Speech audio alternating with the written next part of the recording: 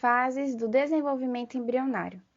A segmentação é uma série de divisões mitóticas que leva a um aumento no número de células, porém não afeta o volume do embrião. O tipo de segmentação sofrida pelo zigoto depende da quantidade de vitelo no interior do óvulo. A primeira fase é a segmentação holoblástica ou total, que é dividida em 3 partes. A primeira é a segmentação holoblástica igual.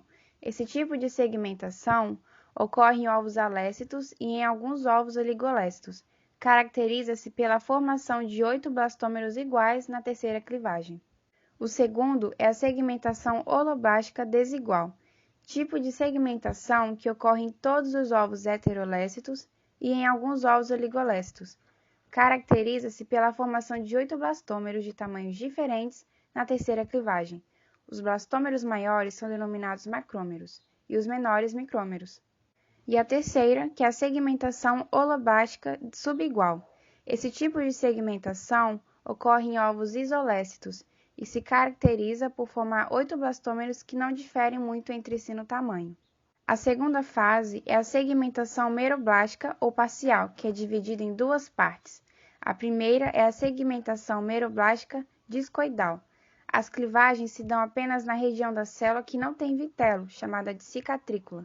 Esse tipo de clivagem ocorre nos ovos telolécitos. E a segunda, que é a segmentação meroblástica superficial, ocorre nos ovos centrolécitos. Nesse tipo de segmentação, as células embrionárias se encontram na superfície do ovo.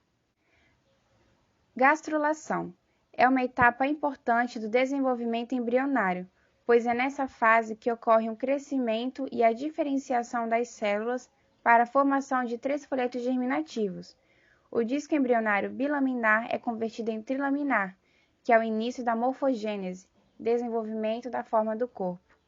Os folhetos germinativos são formados de ectoderma, que é o folheto mais externo e que reveste o embrião. Ele dará origem ao sistema nervoso central, sistema nervoso periférico, epiderme e estruturas associadas, tais como pelos, unhas, glândulas sebáceas sudoríparas, e também formará as glândulas mamárias, hipófise, meninges e entre outros. Mesoderma, que é o folheto germinativo intermediário, dará origem às cartilagens, ossos, músculos, sistema cardiovascular, ovários, testículos, sistema urinário e entre outros órgãos. O mesoderma desenvolve-se na fase de neurula e preenche todos os espaços entre o ectoderma e o endoderma. E por último, o endoderma, folheto mais interno. Ele dará origem ao revestimento epitelial dos tratos gastrointestinal e respiratório, glândulas salivares, epitélio da bexiga e parte da uretra, glândulas tireoide e paratireoide, timo, fígado e pâncreas.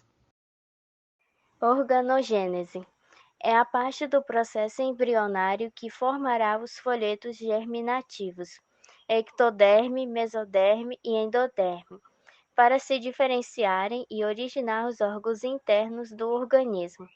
Inicia-se nos cordados com a neurulação, que consiste na formação do tubo neural a partir da ectoderme. Notocorda e celoma também se formam, sendo que o celoma é delimitado pela mesoderme.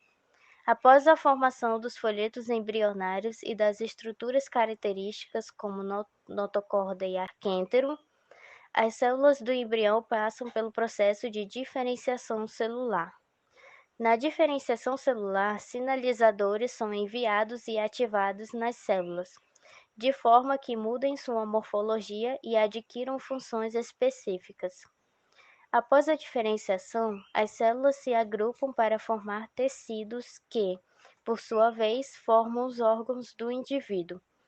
O ectoderma, que é o mais externo, origina a epiderme, sistema nervoso central e periférico e várias outras estruturas. O mesoderma, que é o intermediário, origina as camadas musculares lisas, tecidos conjuntivos e é fonte de células do sangue da medula óssea, esqueleto, músculos estriados e dos órgãos reprodutores e excretores. O endoderma, que é o mais interno, origina os revestimentos epiteliais das passagens respiratórias e do trato gastrointestinal, incluindo glândulas associadas.